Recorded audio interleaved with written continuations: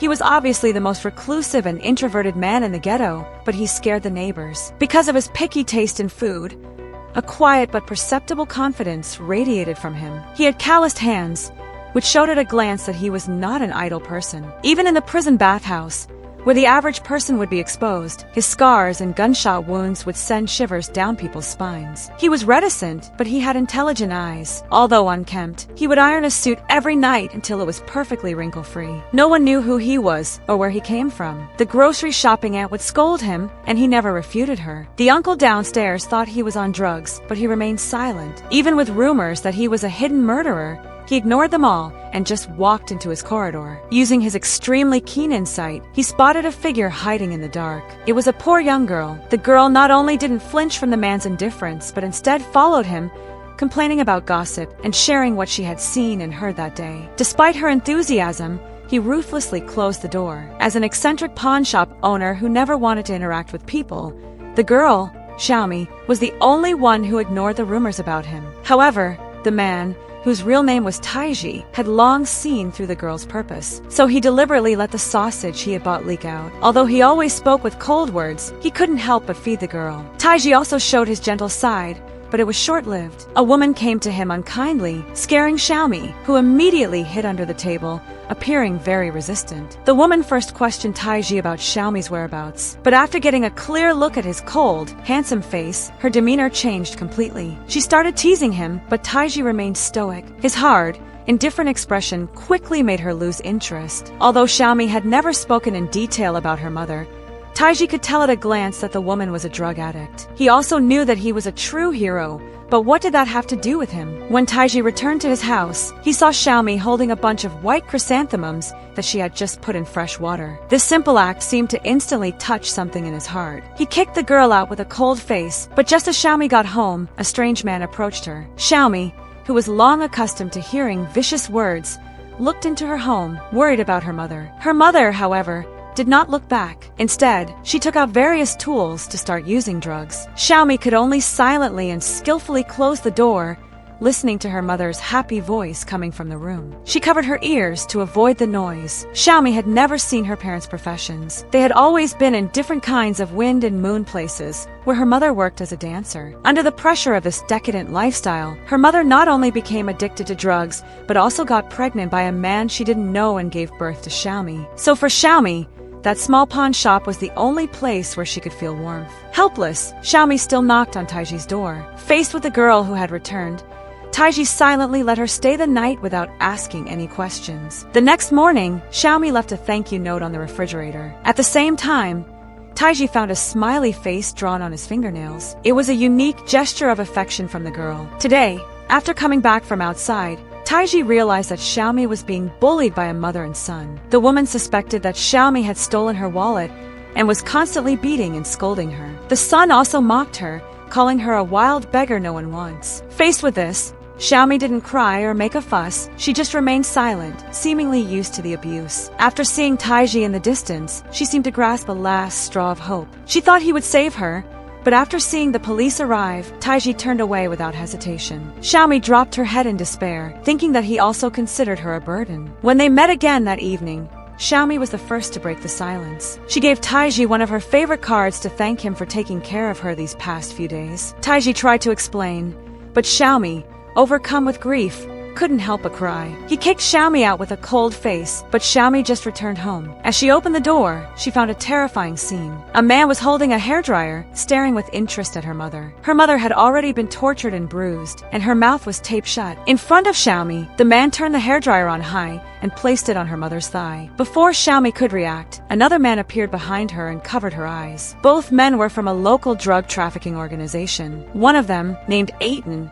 was the second in command and known for his brutal methods. Xiaomi's mother had recently relapsed and had privately hidden a bag of drugs that she was supposed to sell. Under Aiton's torture and questioning, she quickly revealed that she had hidden the drugs in a camera bag, which she had pawned to Taiji. Looking at the broken lock on the ground, Taiji realized someone had broken into his house, but he chose to go inside anyway. Two gangsters who had been waiting for a long time turned on the light. One of them, a man with dyed hair, even took out a knife and threatened him. Taiji, thinking they were there for money, calmly took out his wallet. The fat man next to the other gangster was about to hurt him when suddenly Taiji moved. The emergency confused Aiden. He sent his best assassin to check the situation, but when the killer arrived at the pawn shop, he only saw the fat man lying on the ground and the other gangster stunned. After looking at Taiji, the killer threw his phone at him. "Still not going," he said. The killer told him that the ship owner wanted to meet him and that two of the Wu family's men had been killed. Just then, Taiji heard Xiaomi's cry for help. A killing intent instantly appeared on Taiji's face. Xiaomi's mother had gotten into huge trouble and dragged her daughter into it. To ensure Xiaomi's safety, Taiji immediately found the camera bag and threw it to the killer. After checking the contents, the killer pulled out his pistol. After the killer left, Taiji immediately picked up the phone and chased after him, but he was still a step too slow. The few meters between them felt miles away. In his car, the killer remembered Taiji's terribly calm performance when he had fired the pistol. An inexplicable sense of unease emerged in his heart. He didn't flinch, he thought. So what? The next morning, Taiji received a threatening call from Aiden. Following the instructions, he found a locked car in a nearby parking lot. He drove it to the subway station and used a key from the armrest to open a locker. Inside, he found a toy car with a bag of drugs hidden inside. Aiden wanted Taiji to help them deliver a shipment, a move that would completely destroy the stable life he had painstakingly built. However, with Xiaomi's safety at risk, he seemed to have no choice. Eventually, Taiji drove to the trading location. The target was the leader of the largest local gang, an older man known as Old Bai. As Taiji took the bag of drugs out of his arms to complete the transaction as quickly as possible, Old Bai's face changed dramatically. A phone call came in at the same time. On the other end of the line was Aiden's brother, Aging. It turned out that this so-called transaction was a conspiracy against Old Bai. Aiden's men had called the police in advance, using them to get rid of the person who had been suppressing them. In a fit of rage, Old Bai threw the flour in Taiji's face, and his subordinates started to kick him. However, to avoid getting involved in a murder, Old Bai decided not to kill him directly. Instead, he had one of his men throw Taiji out the window. The heavy rain outside gradually washed the flour from his face. Taiji turned around and saw a panicked Old Bai trying to escape in a vehicle. The only clue to finding Xiaomi was on Old Bai, so Taiji would not let him get away. He quickly rolled into a car and stepped on the accelerator. The confused driver fled in a hurry. Taiji got out of the car, wanting to catch up, but as he passed by an open trunk, he stopped instantly. Inside the trunk was a corpse with its internal organs and eyeballs removed. The face of the corpse was one he knew well, Xiaomi's mother. Taiji stood there, stunned. As the prime suspect, the man was taken in for questioning by the police. He remained completely silent the entire time, his mind replaying the scene from earlier. He couldn't help but wonder about Xiaomi, if she was still alive, or if she had met the same fate as his mother. His thoughts raced until his gaze fell upon the Dark Knight figurine Xiaomi had given him. The image of the toy on his desk cut through the noise in his heart, and the coldness in his eyes gradually turned to resolve. No matter if Xiaomi was alive or dead, he had to find out for himself. Meanwhile, the sheriff and his deputies arrived at the pawn shop to investigate. As they switched on the lights, they were shocked to see the body of a large man on the floor. It was another murder. The sheriff was about to call the station to have the suspect, Taiji, closely guarded, but he was a moment too late. The police station was already in chaos. Surveillance footage showed Taiji acting alone, knocking out more than 10 police officers in just 3 minutes before escaping the station. His movements were swift and precise, as if he were in a familiar place. The officers were left stunned. Even more strange,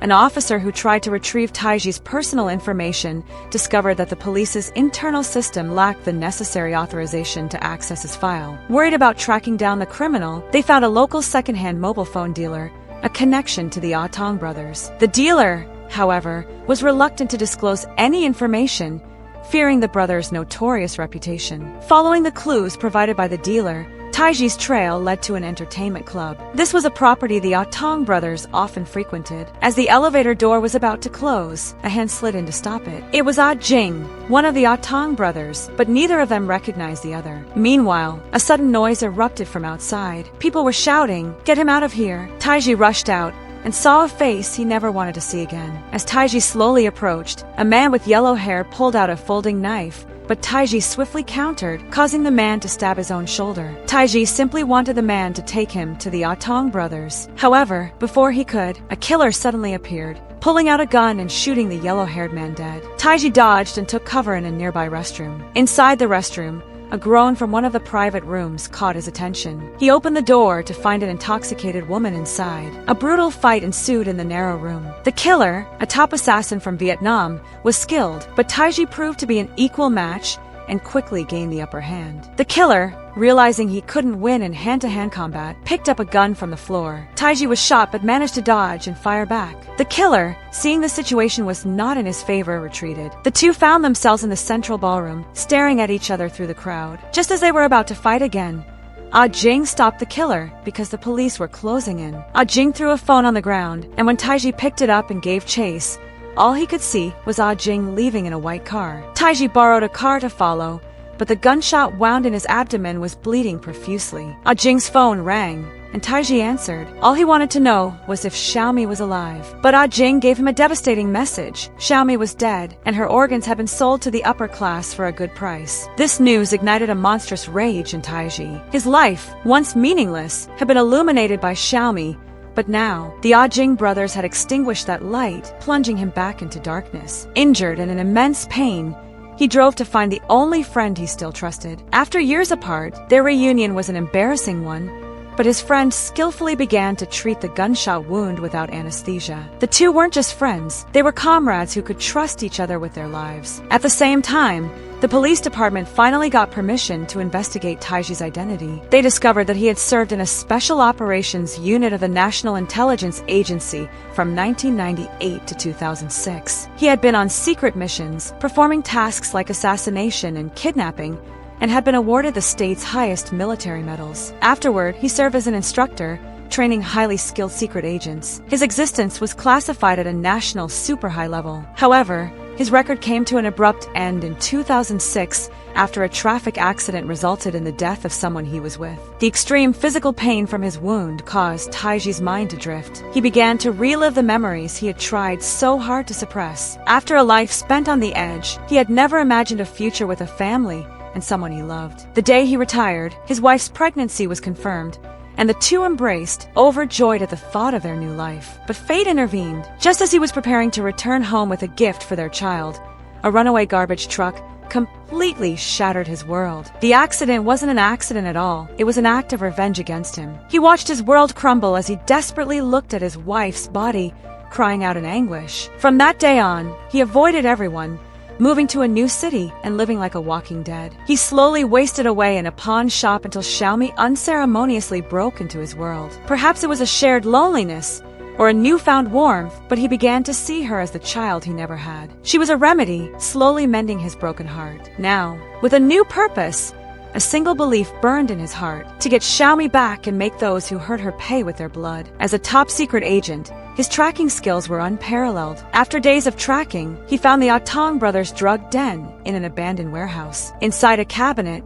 there was a trapdoor leading to an underground hideout where a group of children under the age of 10 were producing drugs. He soon found another room with surgical equipment and bloody tools, and he realized with a shock that there was a morgue nearby. He had just discovered the gruesome truth, and then his phone rang. It was the sheriff, who, now aware of Taiji's identity, informed him that Xiaomi was still alive. She was in a place called an ant colony where children were held captive. The Tong brothers kept children there, not for their organs, which were not as marketable as adults, but to train them as smugglers and killers. The sheriff offered to cooperate, but Taiji neither refused nor agreed. He planned to deal with the brothers on his own terms, making them suffer the most painful torture imaginable. Inside, they found Lao Bai, who was supposed to have escaped, but his body had been hollowed out. Opening another morgue drawer, they found the body of a child, also hollowed out with the internal organs and eyeballs removed. It seemed the group of children who had stayed in the ant nest couldn't escape their fate of being completely drained of their life's value. These individuals, driven by profit, had lost all their humanity. Suddenly, gunshots rang out, startling Tao and his subordinates,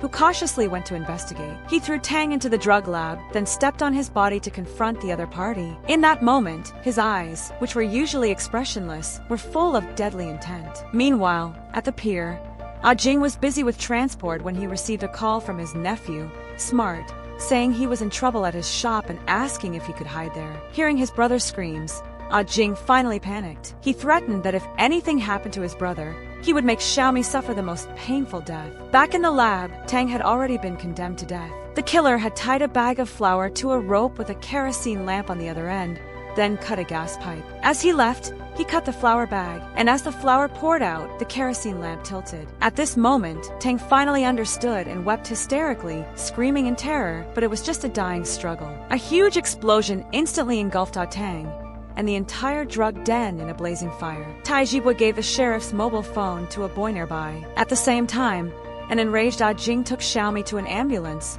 ready to gouge out her eyes. Until now, Xiaomi had believed her mother was still alive and looked forward to reuniting with her. Taiji approached Xinjiang, telling her, "Yours is about to be done soon." Xiaomi looked desperately at the killer. She just wanted to play with her mom. "Where's the coke? Can I help you?" she asked. The killer stared at Xiaomi on the operating table with an unreadable emotion in his eyes. Without a moment's hesitation, Taiji broke into the brothers' home base alone, surrounded by villains. Jing was shocked that Taiji would come alone and didn't understand why he was so determined to protect Xiaomi, who was a stranger to him. He sneered and threw a glass jar hanging from a fishing line at Taiji's feet. Inside were Xiaomi's eyeballs. Taiji's mind went blank as he realized the little girl who had annoyed and pleased him was dead. His hands trembled as he slowly picked up the glass jar. In the distance, Jing angrily demanded, "Where is my brother?" But Taiji was consumed by a monstrous killing intent. He pulled his gun and shot with lightning speed, scattering the surrounding villains. The killer reacted quickly, pulling out his own gun. The two hid behind a stone statue. Taiji showed no mercy to the men in the hall, who all had blood on their hands. Out of bullets, he rolled out and engaged in hand-to-hand combat. The killer watched Taiji fight, but didn't shoot. He seemed to have a sense of pride in watching a rare master at work.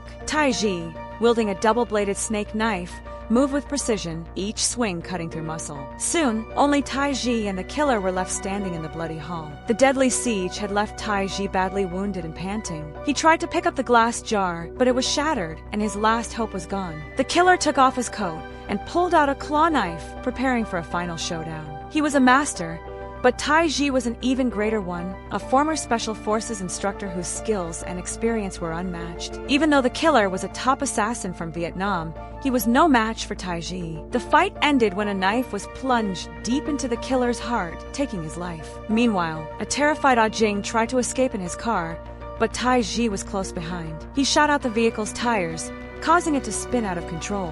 Jing, near collapse, took out his phone to call the police. Taiji stared at him with cold eyes, then pointed his gun at the windshield. After 14 shots, the bulletproof glass finally broke. Jing could no longer laugh. Taiji had achieved his goal, making these two evil men taste death and fear. There was a sense of vengeance in his eyes, but also a profound loneliness. He walked numbly toward the light. A person who has lived in the dark for so long lives for that light. Now that Xiaomi was gone, what else was there for him? Kneeling on the ground, he reloaded his pistol, raised it to his head, and sighed in relief. Just then, he heard a voice. Looking up in disbelief, he saw Xiaomi slowly emerge from the darkness. He subconsciously didn't want her innocence to be tarnished by blood. "Equality," she said. Later that night, outside, the police were finishing their work. The doctor whose eyeball was gouged out was being carried away in a body bag. It was revealed that the killer, who had first confronted Taiji at the ant nest, had been touched by Xiaomi's small act of kindness when she put a band-aid on his forehead. This small act had awakened a conscience within him for children. His final confrontation with Taiji wasn't just about his pride as a top killer, it was an act of atonement. Finally, on the way to the police station, Taiji bought Xiaomi a new school bag and school supplies, hoping she would embrace her new life. This was a story of two-way redemption, but in the end, it was a tragedy. Xiaomi couldn't keep her promise to live a good life, and Taiji didn't find the redemption he sought. As the people passed away, sorrow lingered forever.